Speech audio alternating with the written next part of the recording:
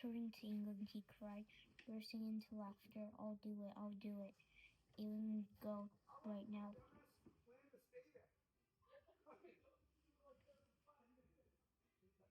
Now if I can. He hasted to add, insisting that I was getting up seriously and sternly from my chair. And in fact, the matter quite unexpectedly got settled for us in the best possible way. A month and a half later, our medical man obtained a new post. In another province, I was given travel money, calling on him frequently while I was, because of that, purposely stopping and seeing him received through the door, and kept running and by almost drilling. Bakhmutov, I suspect, and persuade the doctor to accept a loan from him.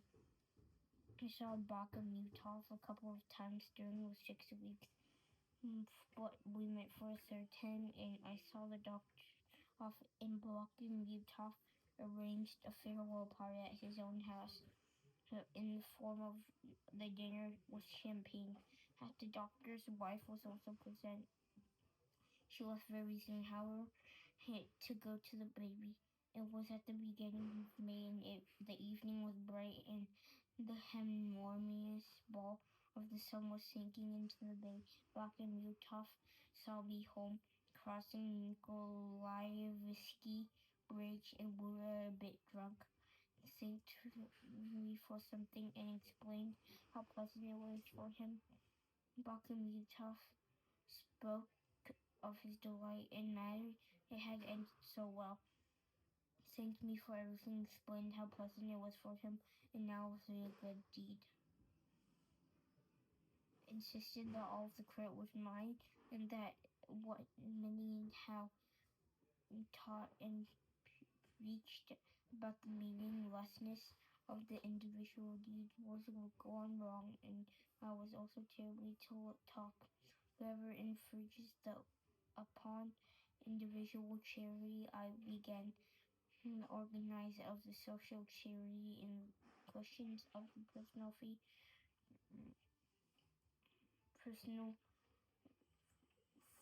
freedom are two different questions and are not mutually exclusive. A living need for the direct influence of one other person to another. In Moscow there lived an old man, a general, that is, an actual student of the consular.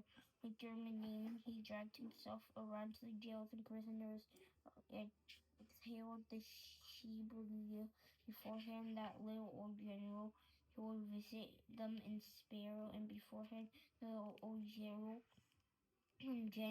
would visit them on the Sparrow Hills, and he would all seriously and highest degree and stopped each one, asked each of the one of his needs, and hardly ever astonished anyone was the dear heart, and gave them money and sent them in necessary things with legs wrapping and foot cloths, pieces of lint, and sometimes brought tracts and gave them all to who were literate and full convinced that they would read them all on the way with literate ones. And you go peek at them,